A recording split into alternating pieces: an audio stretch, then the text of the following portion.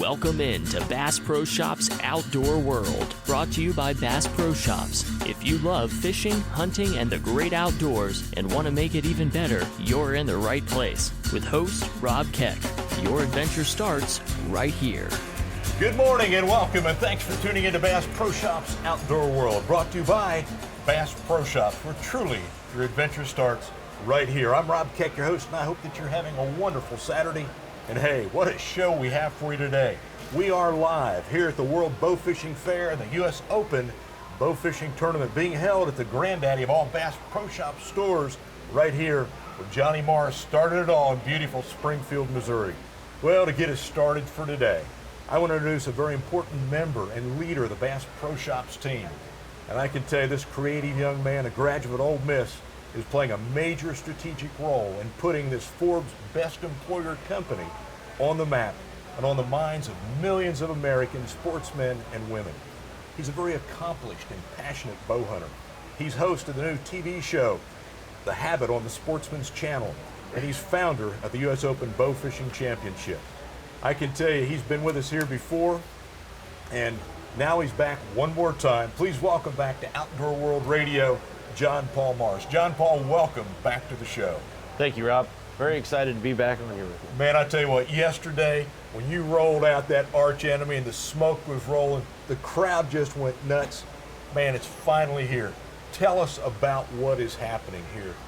Well, everybody here at Bass Pro Shops is so excited. We have over 1,100 fishermen, plus many of their families, in Springfield fishing at 5 of our area lakes. And the event has been a big hit so far, and I look for today to be even bigger. Well, I'll tell you, some of the boats that I saw out in the parking lot and different places going through Springfield, just off the charts. But I want to ask you, as the founder, how did you come up with this concept of a tournament? And tell our listeners why this is the next big thing. Well, Rob, I started bow fishing when I was 16 years old. A friend took me, and I was instantly hooked on the sport. I mean, I really fell in love with it. It's one of my biggest passions. And I started this event about 3 years ago as a way to bring bow fishermen from around Missouri and the surrounding states here to Springfield, to get to meet a lot of these guys and see their equipment. Well, in our third year now, we're the biggest bow fishing tournament in the world, and it's been a much bigger hit than we could have ever imagined. 5 lakes this year, a little different than the past. Tell us about that. Well, it adds a new element to this tournament. Now there's 5 lakes to cover. It's almost 4,000 miles of shoreline. The great thing is that it gives all 275 teams room to spread out and find their own fish. Well, where do these competitors come from? Are they just local Missouri folks? You know, originally we thought it might be more of a local draw within surrounding states, but last year we pulled from over 30 states, and I expect to be the same this year. And I saw some shirts yesterday at the captain's meeting where I saw from California, UtahBowfisherman.com. I mean, it just amazed me. Well, describe these boats. You know, you unveiled at 4 o'clock yesterday afternoon to all these teams, the new arch enemies. Why don't you describe what they're going to be shooting from? Well, you know, Rob, the sport's still in its infancy, and as we grow, fishermen learn how to modify their equipment or their boats to be the most effective for their region of the country. You know, my dad said that this sport of bow fishing reminds him a lot of the early days of bass fishing, and specifically tournament bass fishing. Yeah. He said it's growing at the same pace, so I'm really excited to see where the sport can go in the coming years. Gosh, well, you know, there's of course a lot of fish out in these lakes. What fish are these 275 teams going to be targeting? What are they looking for? So in most states throughout the country, non-game fish or rough fish are allowed for harvest with a bow.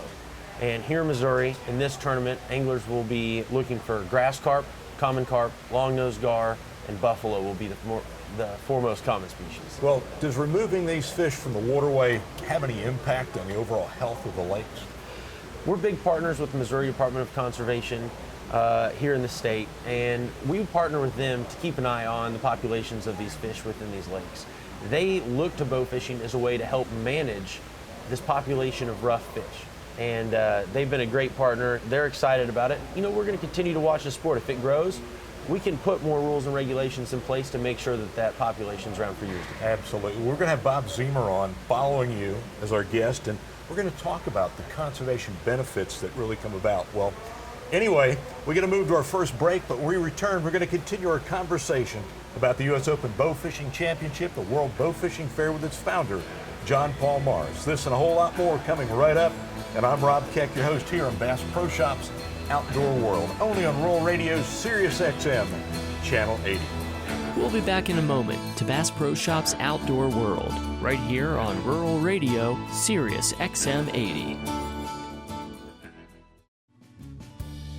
Back to Bass Pro Shops Outdoor World, right here on Rural Radio, Sirius XM Channel 80. And welcome back to Bass Pro Shops Outdoor World here in Rural Radio. And if you've just tuned in, we are broadcasting live here from the Granddaddy of all Bass Pro Shop stores right here in Springfield, Missouri. And we are visiting with the founder of the U.S. Open Bowfishing Championship, John Paul Morris. You know, JP, I've had a chance to watch you grow from just a young man into what you've become today as a real leader in the outdoor industry. You've got a passion for bow fishing and, of course, started with bow hunting. Where did that come from? I mean, your dad is noted as a fisherman. And, you know, where did that come from? I mean, I can't imagine where you'd have gotten this inspiration. Well, you know, bow fishing's really the perfect blend of a couple of my favorite things, and that's fishing and hunting. You know, when you're out there on the water, when you're fishing, you never know what's on that next cast. It's always kind of that what's around the next bend. And as I got started in bow fishing, it's a perfect blend of my favorite sport, hunting and fishing. You know, you see the fish, and then it's not up to the fish to bite. I can try to make the shot, and it's just been really fun. You know, unlike bow hunting for deer, this is really a social kind of an event or opportunity. Man, what fun, I mean, guys can have together, gals. I mean, as you look at all the different species of fish, and I know I've seen so many pictures, I mean, from carp to gar, what's your favorite fish to target while bow fishing, and why? You know, I love to target big fish. It's a hunt for the big fish. You're being very selective, and you're looking to find the biggest one. And my favorite species around here that we can hunt in this tournament would be the grass carp. I killed a 68-pound grass carp. It was 3 pounds shy of the state record last year. It's just a lot of fun to chase those big trophy fish. But hands down, my favorite still has to be an alligator gar. They're an unbelievable species, and I've had a lot of fun chasing them over the years. Well, tell us about the equipment. I mean, I've seen some new rigs here that, you're really introducing here at this show at the World Bowfishing Fair. Tell us about that. Well, as bow fishing grows and evolves, there's a lot of innovation going on with our equipment. And so everybody's trying new things all the time, and the equipment's come so far in the last 5 years. The sport has grown by leaps and bounds, and because of this, companies have invested money in the equipment. And our new line of Arch Enemy is the perfect way to get started. You can come in for $379. You have everything you need: bow, arrows, the reel, the rest, the reel seat. You have everything you need to get started. So it's a low barrier to entry in bow fishing. I think that's one reason it's so popular, is because anybody can go out and do it. Well, going on here today at the World Bowfishing Fair, and tomorrow you've got some seminars. People want to know how to do it. Any advice for somebody wanting to just start out? Yeah, you know, so there's been a lot of questions, and I did a seminar yesterday on how do you get started bow fishing. And really, you can get started with any bow, and once you get the equipment, lined up, which you can do at any of our Bass Pro stores, the guys can help get you the right setup. You got to get out there and go look for fish, and you can walk the banks. You don't have to be in a boat. You don't have to go out at night. But there's places along rivers and creeks that you can go walk the bank and shoot and have a lot of fun. Absolutely. Well, typically, what do you do with the fish after you harvest them? I mean, are they good to eat? So this is an important part of bow fishing. We're going to have our growing pains as we grow up as a sport, but that's the biggest question is, what do we do with our fish? So there's a few different options. Actually, here this week at the World's Bowfishing Fair, we have the Missouri Department of Conservation and the University of Missouri here. And we're going to hear from both of them here later in the show. And they've been great partners with us, and the fun thing is they're showing bow fishermen and the public here at the event how to clean rough fish, carp, and gar, and then also how to prepare them for table fare. You got to be kidding. It's some great food, actually. And the fun part about all of this is it's a use for these fish, and some of them are really good. Yeah, well, Bob Ziehmer, he's going to talk about conservation, and Mark Morgan coming up, he's going to talk about how to prepare these things. And, looking at the tournament itself, a little bit different than just going out for fun. What's your favorite part of this bow fishing tournament? What do you like most about this? We're still kind of a redneck sport. Probably my favorite part of this year's event so far has been all the misleading stories, fishing stories, if you will, between teams. I've been over here and, hey, this lake has got this going on. The guys have been sharing pictures of crazy big fish on Facebook and everywhere saying they shot it in this lake.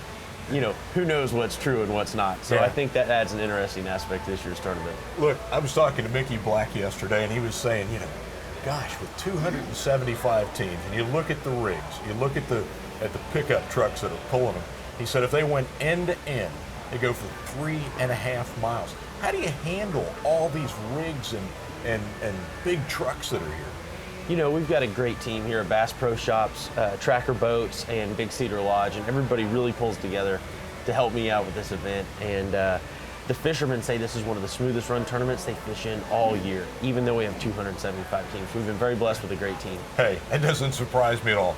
Everything that we've been involved with, I think it runs just that way. The associates, the Bass Pro team, they come to whatever it takes to get the job done. Well, we're in the midst now of the very first World Bowfishing Fair. Tell our listeners what the fair is all about. The great part about the World's Bowfishing Fair is that you can come experience anything and everything to do with bowfishing, whether you've never heard of the sport or whether you're a seasoned veteran.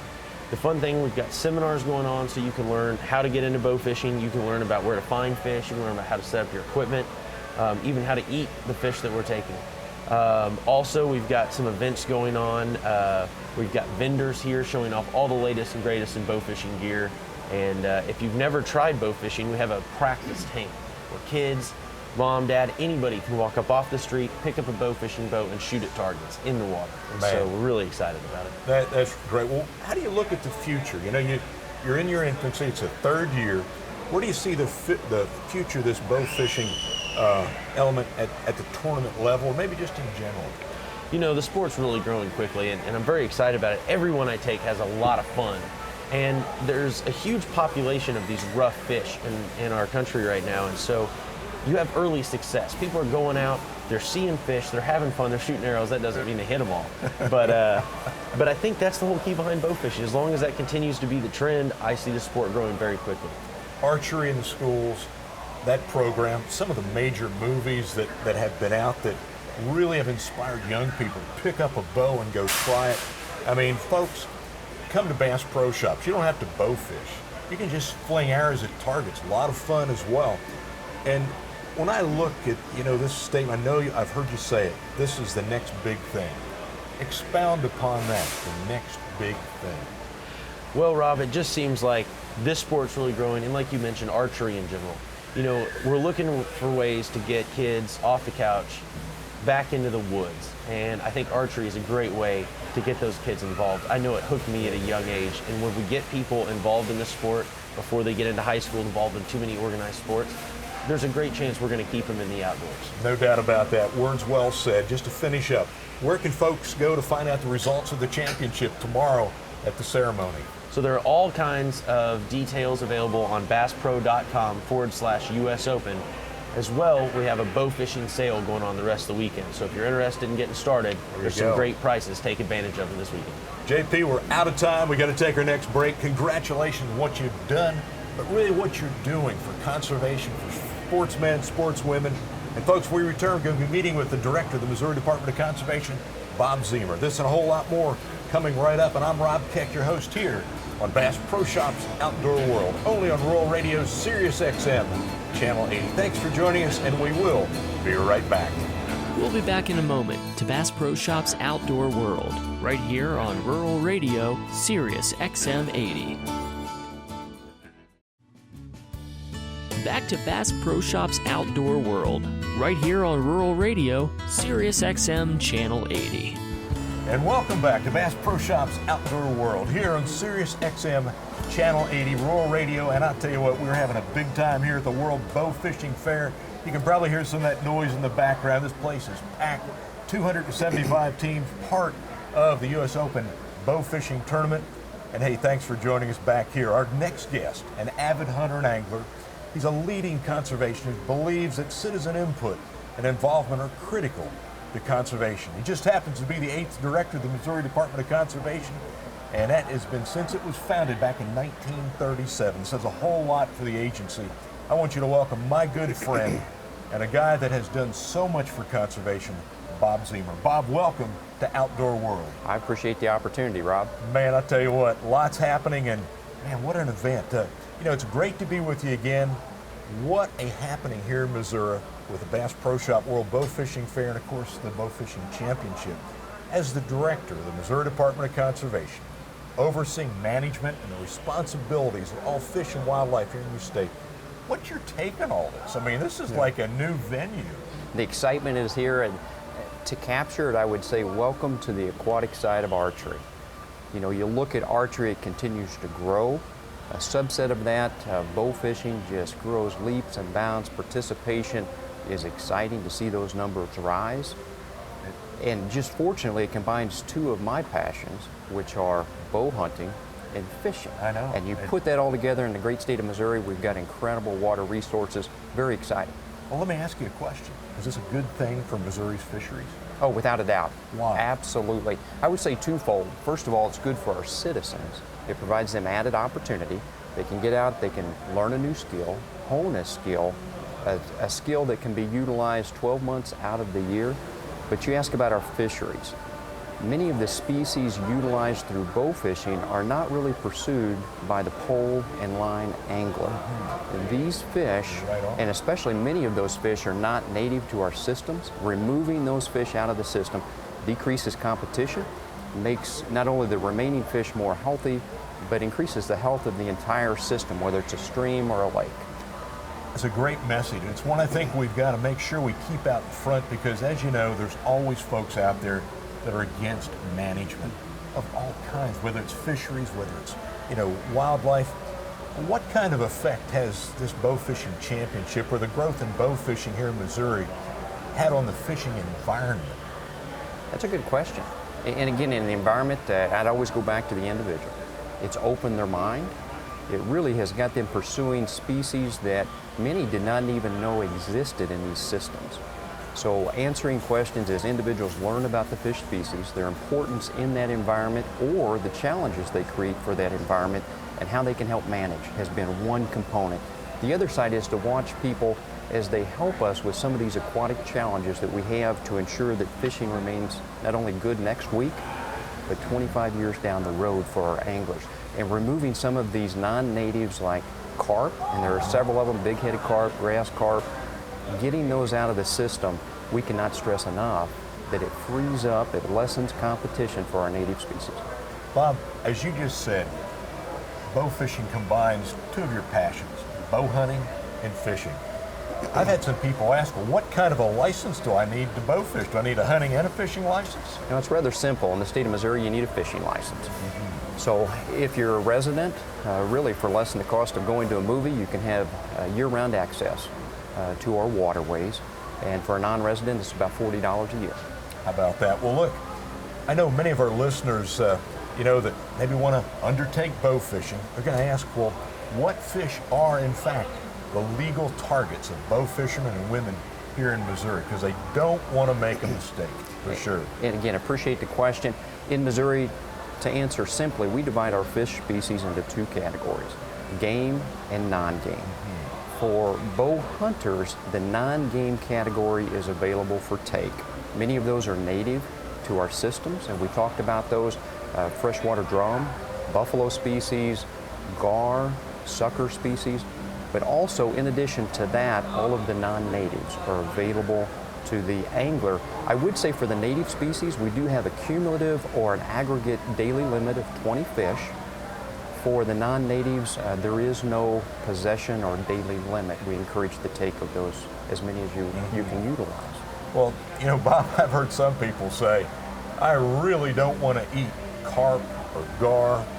And so then to ask, what is the responsible use of rough fish? Yeah. And again, I grew up angling and fishing and pursuing bass and crappie and catfish and consuming those and knowing how to prepare those and consume those.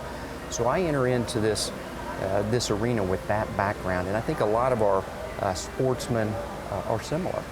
So to answer the question by saying, first and foremost, your Fish and Wildlife Agency, we have our eye on the species and the systems, and we're managing, we have appropriate regulations in place, and we encourage people, please know those and follow those, but also be open to learning how to prepare these fish and how to cook these fish. And we're going to learn about that in the next segment. Provides a great source of protein. We have staff that are traveling around the state helping individuals learn that side that I didn't know growing up. And many of these species are great to consume, so we would encourage folks, when you take the fish on the water, do not want and waste. Keep that fish in possession. When you bring it home, then there are a variety of opportunities you could appropriately utilize the fish. One of those, and I would encourage, is consuming or providing to somebody so they can consume it. Yeah, great advice. Well, you know, I'm sure there's people out there saying, man, this is something I might want to take part in. Any points that you'd like to bring up for those that are thinking about taking up the sport? You know, we've got hunter education programs that take place all around the state. You've been a leader in hunter education, fishing education.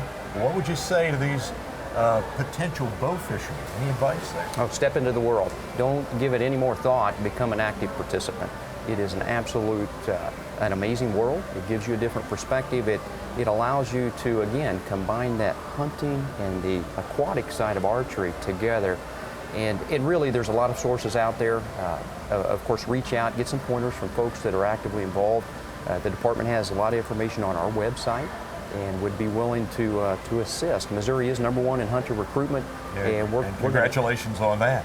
And we're going to make sure that we're that way on the archery aquatic side also. Final question. I'm just running out of time, and you're such a fount of knowledge.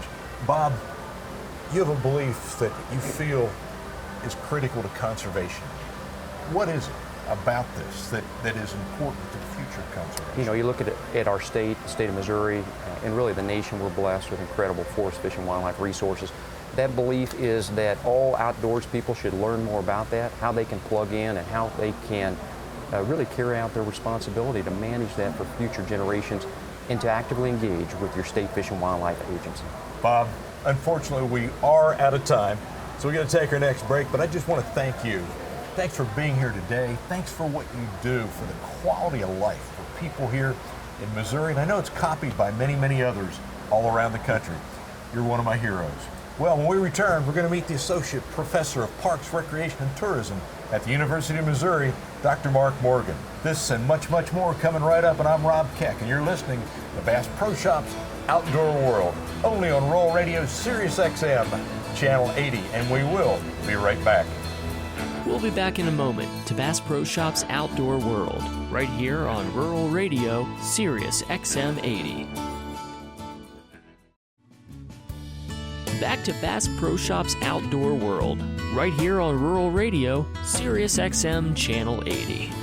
And welcome back to Bass Pro Shops Outdoor World here in Rural Radio. And if you've just tuned in, we're introducing our next guest. And folks, we are at the World Bowfishing Fair and the site of the launch of the 2015 U.S. Open Bowfishing Championship.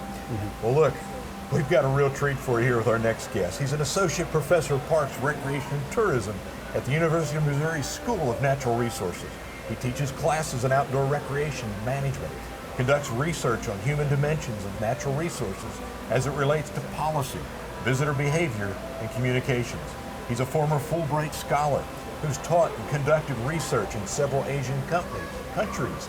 And in his spare time, he enjoys catching and eating fish.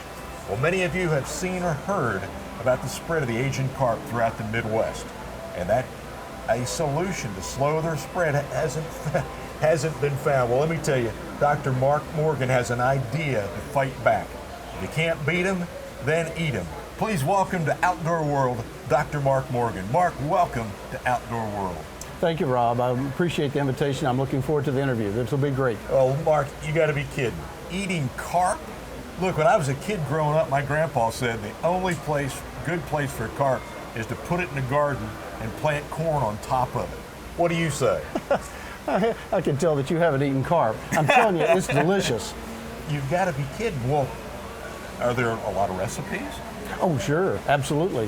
We have many recipes in the making right now. As a matter of fact, I brought a chef. He's in the parking lot right now making up some recipes for carp dishes this afternoon. So folks coming here to the World Bowfishing Fair, they're going to have a chance to taste some of those dishes. Absolutely, and it's going to be delicious. All right. How in the world are you going to convince someone like me to try and eat rough fish? Well, you know, some people say seeing is believing. I say tasting is believing. Once you taste the fish, you're going to say, oh my gosh, this is delicious. I can't believe it's carp. And then after that, then I'll hit you up with some of the benefits. It's going to be healthy, it's going to be tasty, it's very inexpensive, it's nutritious. There's a ton of benefits associated with it, and plus you're doing the environment a favor. You're acting as a conservationist by removing some of the fish from the river systems. I'm going to have to taste it. Tell us why you got interested in these Asian carp. Tell us about that. Well, I've visited a lot of Asian countries, and extensive travels means you have to eat a lot of different kinds of food. Oh, I'm sure. And carp are everywhere in China, Vietnam. I mean, it's like a common table fare. And it's like, You'd go into a restaurant, they would have that on the menu? Absolutely. And it's like, what's going on here? And so, of course, I was very tempted. I had to try it. And then I realized this is not so bad after all. As a matter of fact, it's really great. Some of the Asian recipes are absolutely out of this world. And so then I came back and said, we've got to do something about this. We can do something about this. This is conservation in action. Well, tell us about the origin of the Asian carp. Growing up, I never heard anything about it. It's grass carp and, common carp. How did it arrive here in the U.S.? Where'd they come from?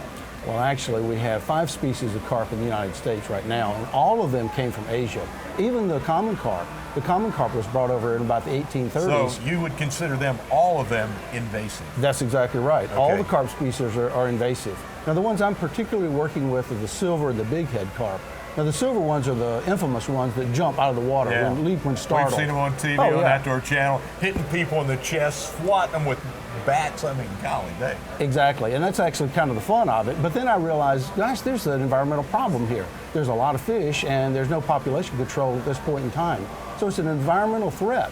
As a matter of fact, it's a threat to freshwater ecology because of the native species, and then also it's a threat to the Great Lakes, which in fact, if that were to happen, it could damage a multi-billion-dollar fishing industry. How long have the Asian carp been here?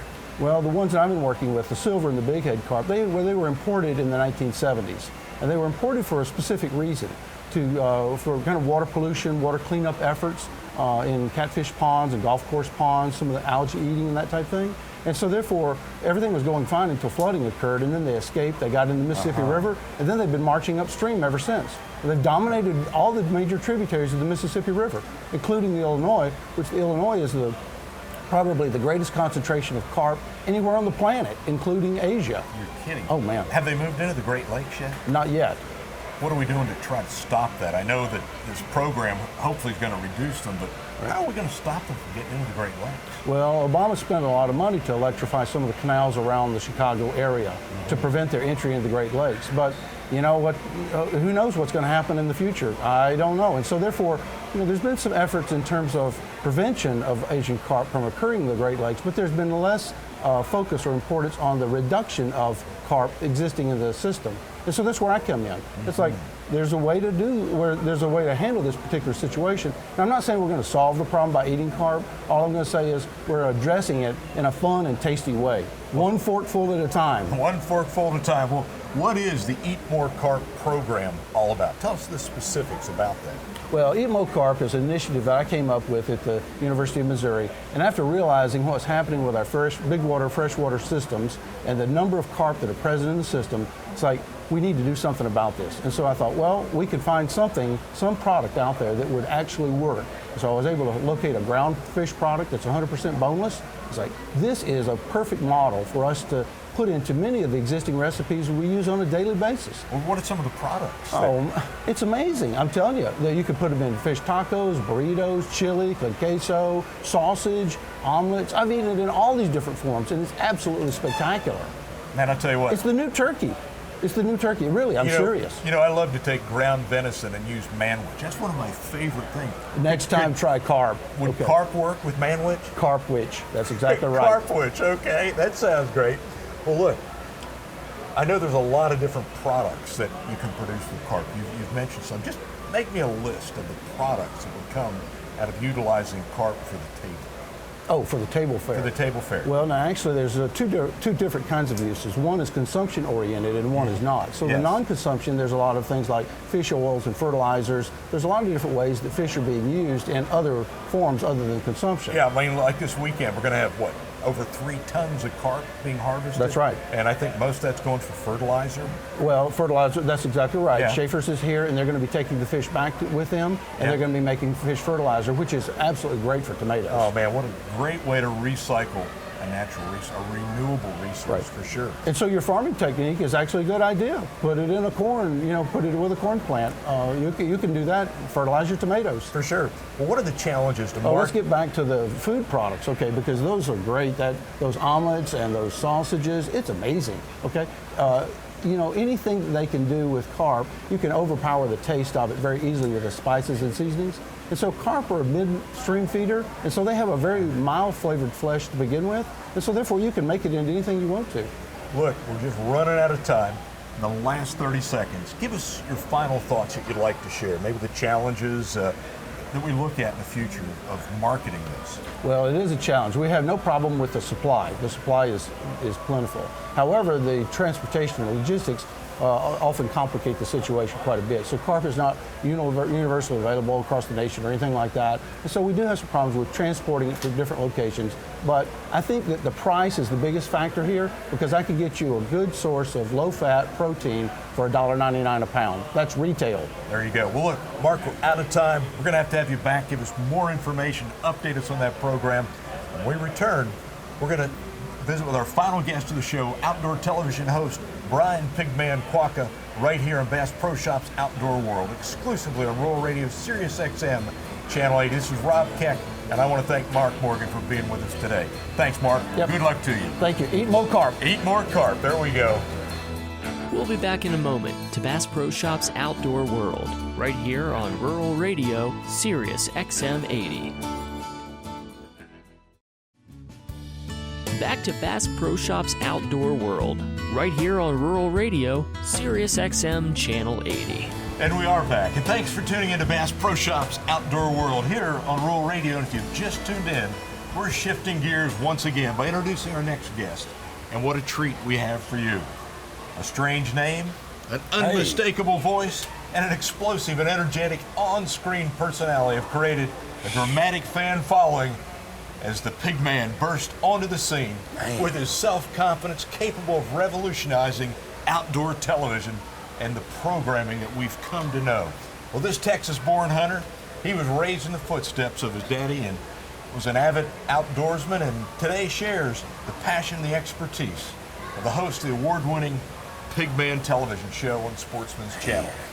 He's back again. We had him on the show back about a year ago. And please welcome to Outdoor World, Brian Pigman Quaca. Brian, welcome to the show. What an intro, man. Man, I tell you what, John Paul, by the way, folks, John Paul did not write that. I'm just going to throw really that out there. Not a chance he wrote that. John Paul has rejoined us. He helped us open the show. I've got to say, you're the original Pigman. I want to know, is it true that you eat every part of the hog except the squeal? Nope. It's just that's a lie. No, I'm just a lucky person, man, to be involved with any of this stuff. I am. JP, you've known this guy now for some time. I know you guys are big buddy. Can you tell us a bad story on this guy at all? I don't even want to get started on those. You don't want to get started? Well, Brian, it's great to have you here at the World Bowfishing Fair, the U.S. Open Bowfishing Tournament. So many of your fans are here, and I know you've been asked numerous times to relive about what happened in your recent accident. Can you share that with us here? Making TV now, JP knows as well. Sometimes you're just wide open, and we have deadlines to make the TV, and you push and you push and you push and you go, and it was inevitable. Something was eventually going to happen. Making that many shows already in a year, and we just headed up to Colorado to a piece of property we actually leased and hit some ice, and I was asleep actually when I woke up. The truck was sideways, and boom, it happened really quick. But man, it was bad. And some of the fans are coming in now, and they're seeing the interviews, which JP knows you shoot them, prior. So 2.5, 3 months ago, these kids are looking at me like, well, I just seen your show Sunday night, and you don't look the same. So I have to explain it to them, and it's just a process of healing. And but I tell you what, I'm very fortunate. And the biggest thing that I was worried about was like, man, this is what I put everything that I have into for a career, and it's over instantly, and that had to be a mental challenge. And walk us down that road to recovery. From when the accident happened to where you are right now sitting here in this store. Weekly, sometimes daily appointments with several different doctors, and from ophthalmologist. I've had 4 eye surgeries. Some of the kids are like yesterday looking at my eye like, I see a reflection. I said, well, it's just been tough, man. And physically, I'm stronger physically than I've ever been because I just sat there with a bow fit in the chair and just pulled that thing because the thought of me not ever being able to bow hunt again made me sick. So I'm actually fortunate. I see people all the time. Seen a guy yesterday that's missing an arm. You know, there's a lot of things that could have happened to me. And luckily, I didn't lose any brain cells because I didn't have any to give away. That's all I had, man. And I looked at both of you. You know, all of us have been in the outdoors. We've come in close contact with death. Lots of times. slip like sheep hunting, for example. Slipping off a ledge. I mean, you hear stories from time to time about people who didn't take the right step. They fell asleep driving, you know, getting up early in the morning, going bow fishing or deer hunting or what have you. Anything you guys want to tell our listeners out there about, you know, keeping yourself safe? Yeah, JP, I'm going to throw that one to you. You know, it's especially true this weekend. You know, we have a lot of people from out of town here for this tournament, and they're on new water they've never seen before, and there's some flooded trees, there's rocks, there's other things. So we just hope that everybody stays really safe. We'll say a prayer tonight before everybody leaves. And Amen to that. We just hope that you know, everybody stays safe on the water, and especially on their way home. After fishing all night, it's a long drive home for many of these guys. So. Yeah, great, No doubt, man. great piece of advice. I mean, that would be something that, you know, you could apply to just about every form of hunting or fishing, no doubt. Well, look, I heard you're doing acupuncture in this recovery. Is that true? It's true, and I'm going to tell you, before I did my first treatment, I thought, man, what is that? I'm not going to go do that in the smoke and mirrors and all that, but I'm going to tell you something. I tell people all the time now, if you're hurting anywhere at all, it's amazing. Next thing you know, he's going to be doing yoga. Yeah, no, I don't know about that. I want to see that. Negative. No, but I tell you, you know, I think it's a mental thing because if you believe in it, I think it helps you heal internally inside, you know. Yeah, I agree. And the lady that was doing the acupuncture, she's actually retired now, but I'm into like 47 treatments. But I can tell you, I can go there, and I'm hurting in a place, you know, a little tight, and I'm telling you, man, it works. So maybe it's just something. Maybe I healed naturally, and I just think that that's what helped me. But I tell you what, man, I'm here. Right now, I can walk around because of it. Well, so, God bless you. And I'm telling you now, if you're a little tight anywhere, all you got to do is give me some needles. I'll hook you up.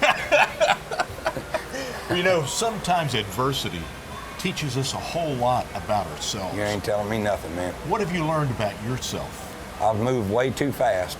And something that I learned when I was a kid, and my dad told me when I was a kid, is intuition. If you think it's something, if you think it's going to be a bad deal, go with your gut feeling. The first thought that you have, just like JV's talking about tonight with these guys, if you think, I need to get back there because I only have a couple hours left in the tournament, but I really don't know this cove, and you want to run in that cove on plane, just don't do it, man. Don't do it. It's not worth it. Well, how has this injury impacted your ability to hunt? You know, I think it's a question a lot of the questions we've seen on Facebook. I got it yesterday. I mean, I know you're asked that. How's it affected you? I started shooting. I'm never a talented enough person, never going to be a talented enough person to learn how to shoot left-handed. So I said, okay, I know I can shoot a bow right-handed. So what do I need to do? And I started messing with the sight on the bow, and I ended up taking the sight off the right side of the riser and put it on the inside of the riser, and I even had to shim it. So my sight is about 2.5 inches to the left from where it should be. And JV knows, because JV's one of the best bow hunters alive. He won't admit that, but he is. When you get that sight that far out of plane, that sight pin, that level is so important, and I had to teach myself how to really, now it's not peep sight, execution, now it's peep sight bubble, because that level's got to be perfect. If that level's not perfect, I'm way left every time. So I'm shooting right-handed with my left eye, but this right eye is coming back. I noticed it yesterday. Well, Brian, we've got to take our final break here of the show, so hold that thought, because I've got another one. I want to talk to you about the damage to your dominant eye and how you handle that challenge. But anyway, we're going to take this final break and hold that thought. We're going to continue our conversation with the Pigman himself and also John Paul Morris. And this and a whole lot more coming right up. And you're listening to Bass Pro Shops Outdoor World here on Rural Radio Sirius XM Channel 80. This is Rob Keck, and we will be right back. We'll be back in a moment to Bass Pro Shops Outdoor World right here on Rural Radio Sirius XM 80. back to Bass Pro Shops Outdoor World, right here on Rural Radio, Sirius XM Channel 80. And welcome back to our final segment of Bass Pro Shops Outdoor World here on Rural Radio. And we've been having a wonderful visit with the Pigman himself, Brian Pigman Quaca, and John Paul Mars. And I can tell you that here are two guys that are as passionate about the outdoors, passionate about hunting, bow hunting, as anybody you'll ever meet. Brian, we were talking about your injury. I wanted one more question on that. How do you overcome the damage to your dominant eye and those challenges? I mean, you know, you were talking about not seeing that sight. And what can you do if you're a right-hander and you're left eye dominant? My dad's that way. Yeah, a lot of guys are that way. What can you do? You know, the first thing everybody wants to tell you is to change to be a left-handed shooter. And a lot of people, I guess it works out for them that way. I mean, I've shot a recurve and stuff left-handed playing around, but I'm particular about the way I shoot. I shoot long range for practice, and so does JP, so he knows what I'm talking about. So I can tell you that I couldn't change the left hand and shoot like I normally would. So I said, okay, what do I have to do? And it's a lot to overcome. This is an interesting fact. This eye went from 2020 to 2015 to 2008 because this eye was weak. So I can't really explain it to you. You almost go back, it's almost like shooting fish. You almost go back to instinct, but you look at the sight picture and everything totally different. So I'm saying, even if you're left eye dominant, you can move that bow sight to the left side of the bow and try it that way. Well, speaking of challenges, I want you guys to tell me, what is the most challenging way that you've gone after carp, bow fishing carp? Me, a kayak, and it went flipped over. Get out of here. On me, yeah, but other than that. You stood up in it? Yeah. I was a youngster with a recurve, not a chance. I didn't even have bow fishing line. I don't even know what was going to happen once I shot the fish. So I almost drowned you, but other than that, what about you, JP? Come on. You know, some of the most fun we have is we go down below Kentucky and Barkley Dam in Kentucky, and there'll be a whole group of people. There'll be high school kids, older guys, and they all line up on the bank, and it's really fun because there's a ton of current and the fish are really fast. Oh, my God. Oh, yeah, that'd be fun, no doubt. Well, I'm going to tell you something, man. This is a great event. We're not talking enough about this. JP started this whole thing.